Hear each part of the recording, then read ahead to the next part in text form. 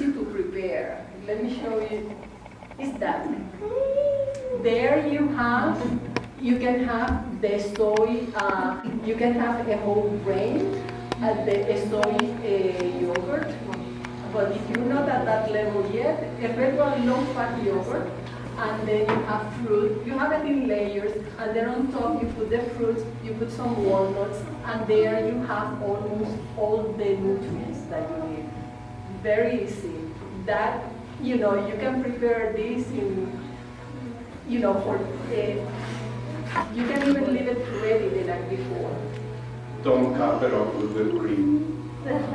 It doesn't have whipped cream. This is for breakfast. Do you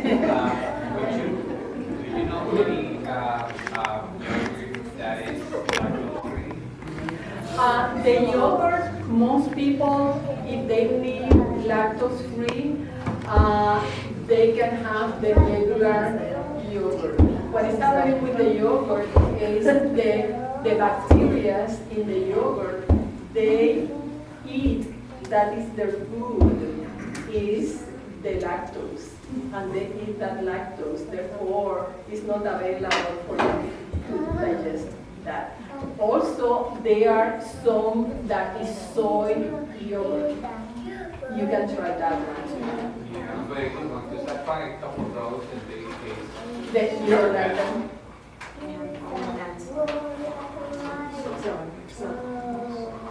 What one is that? Yeah, try, it's the same with the soy cheese. You need to try different ones until you find something that you feel more comfortable. But the yogurt, that is what is happening with the yogurt. I don't tolerate milk, but I can handle yogurt. Fine. But if it's a lot of yogurt, I cannot. But it's 1 or 2 servings a day, something that I never do. I can handle that. This is a menu for 1 lunch Sunday and then 3 dinners. If you see the same,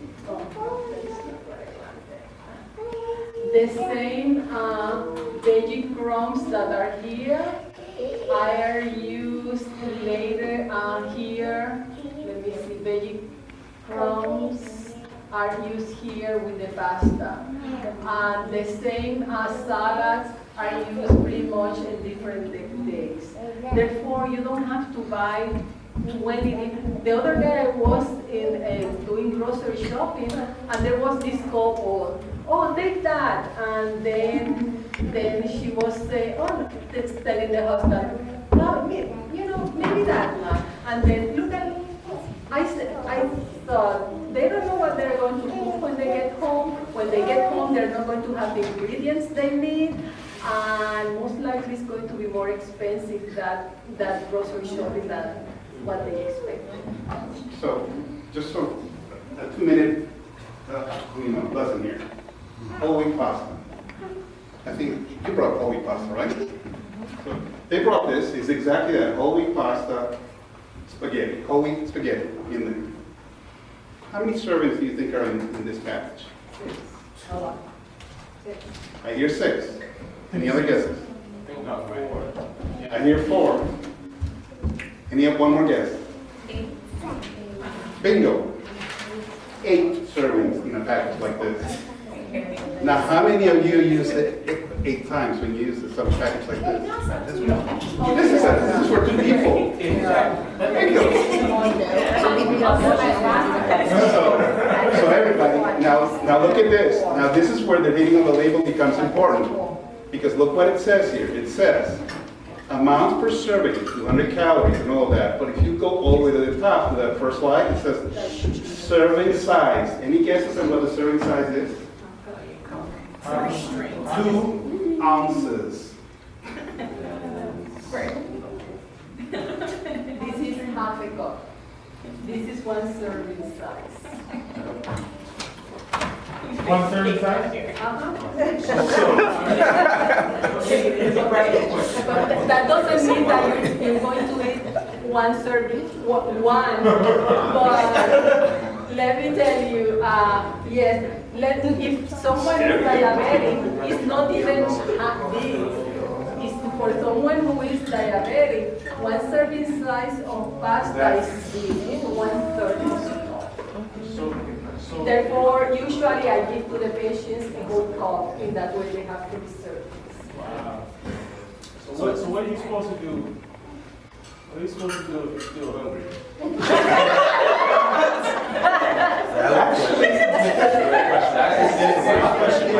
Next question. That is an awesome question. No, That is an awesome question. yes, that is a, but because, let me show you something. Well, she's getting the slide ready. That is an awesome question because I'm going through that, guys. So I'm not an example of somebody being in the health that should be. I used to play soccer, I used to dive, I used to do everything. And like you said, weight comes in like this, and that's where I'm at. And I'm in the downside where I'm starting to lose all of that. But yes, I'm hungry. This is where we have to start rating our bodies by what we eat.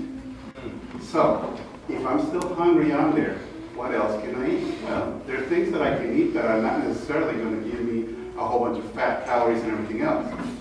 Example, and everybody hates this. Have you tried any of those crackers that are not salt or anything? They're just plain crackers. Why? Because there's no flavor to it. You know, for example, if you have something like rice, how many would you eat? Hamburgers. Yeah. Probably 2. Okay, that is a good serving size for you. Yeah. A good serving size, but Is that that's what I'm saying. you know I mean, what? is that a regular size? A mini? Like, what are we talking What's your definition of a regular size? Those are regular But you see, made size. to live there. Those are veggie burgers. Right. And then you add a salad.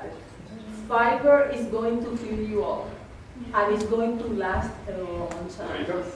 Therefore, those are wonderful. I'm going to show you a plate where half is salad.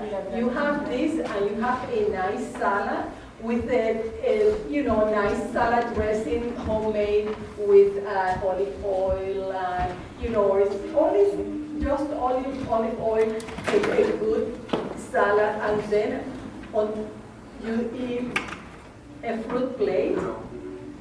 You're not going to be hungry. I can tell you, you're not going to be hungry. That's why I said the crackers. Everybody says the cracker average, but you know what? What I do is exactly what she says. Salad. It fills me up, and I'm no longer hungry, and I'm not gaining the pounds.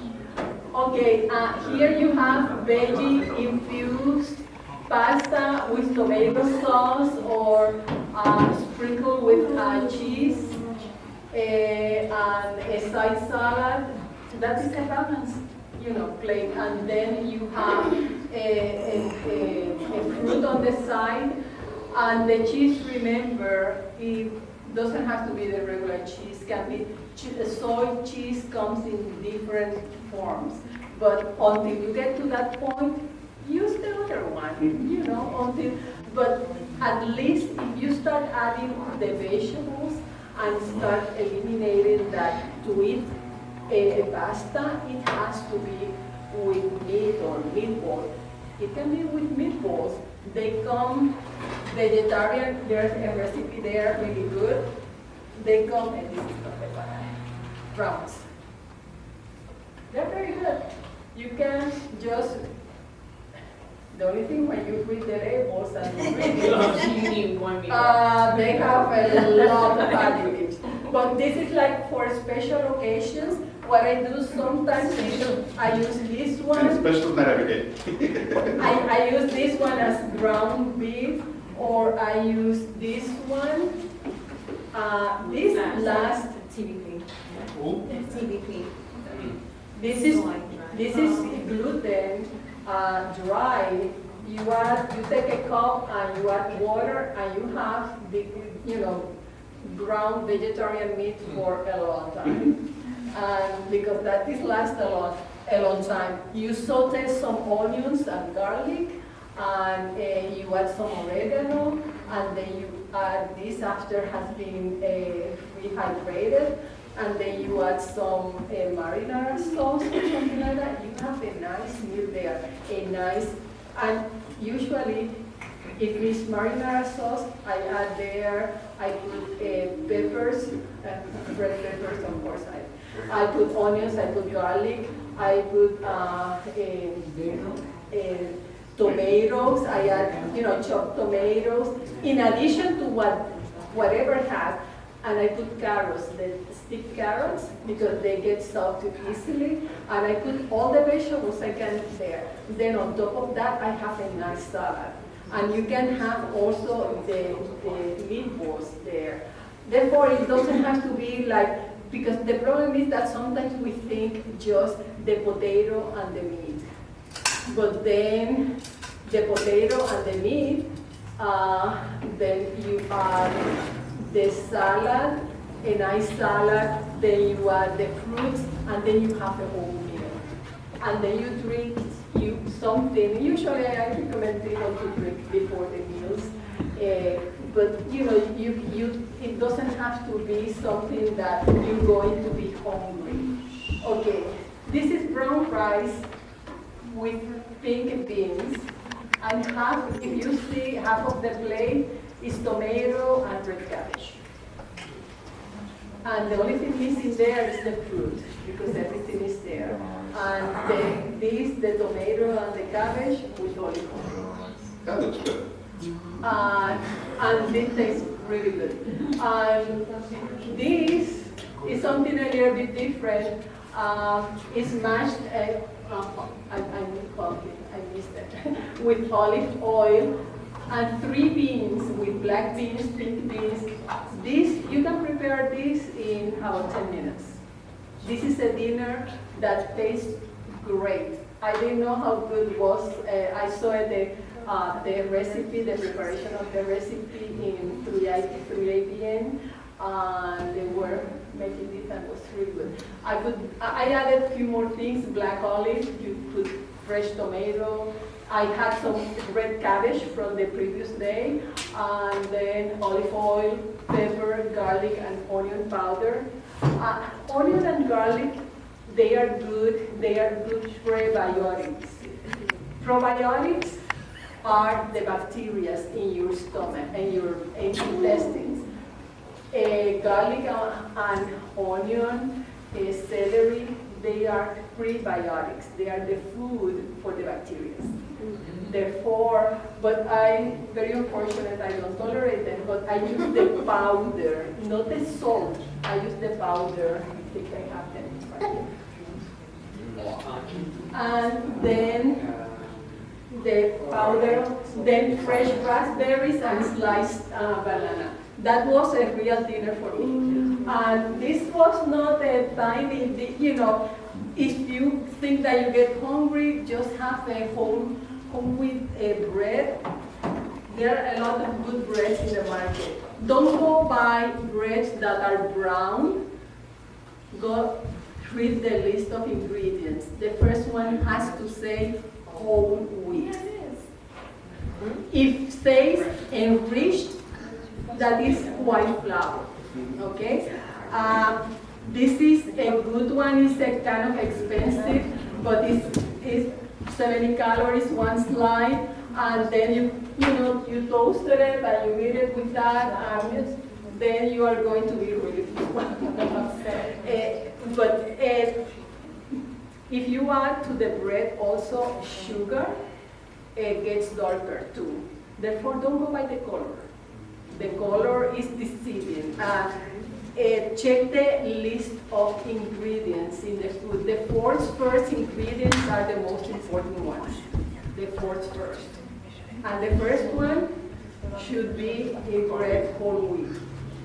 And usually then it's got, not the 4 first, not that they are the most important, are the most, the ones that in abundance in the food, are the ones that you're going to find in the food.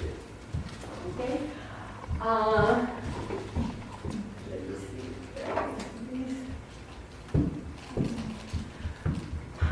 This was stated by this professor of medicine recently. To help people to make changes, the food environment has to change. Pizza. There's nothing wrong with pizza. The other day I was in the grocery store and looked at the thin pizza, medium size, 1/6. Therefore, you had to divide it in 6 pieces. 1/6 of the medium size was just cheese pizza, was 400 calories, almost 900 milligrams of sodium. And the recommendation is at around 1,500. Most people won't eat only one slice of that pizza. They will eat all the calories for that day and the following day in the pizza. Plus the saturated fats, plus everything else, all the sodium, all that. Therefore, take into consideration all that. Food environment has to change. Pizza, burritos, burgers, fries, sodas, shakes, chips, donuts, and more. All this is at our fingertips 24/7. We need to change that on this environment. We just have too much packaged, convenient, hyper-palatable, ultra-processed food is everywhere around us. Therefore, we need to go like to simple things, to the basics, back to the basics again. Yes, question. The burrito, is that like the wrap, that's the issue? No, it's the content. Because you can take a small tortilla and make it, put there vegetables. You can put Man, how many people, when they do burritos, they just make them out of meat? They don't. They actually make beans, them with, they're yeah. really good. They put in sauce, they put in meat, they put in fillers just to make it a burrito. So, but if you make it just out of straight beans, then yes. Then it goes back to how big is your tortilla? Is it this big, or is it like the flying saucer? Or if it's smaller, you can have 2 of those. Exactly. Because it's the mental thing. Or one, even if it's a large one, no, it's not enough. I need 2 large. But if you have 2 medium or 2 small, then you can put there. You can get products like this frozen. They have less additives. This is chicken. This one you can cut it in half. A saute with some garlic and onion, and then once it's kind of a little bit, it's sauteed with the flavor, add some marinara sauce on top, and then that is really nice with pasta, with potatoes. There's so many easy, simple. Remember, I told you last week, I don't use anything that has more than 7 ingredients. That is too complicated for me. I like simple things, but I like to be able to eat very healthy. But for that, we need to start changing things like this, allowing kids to eat this type of stuff. This is sugar, maybe sugar with a process.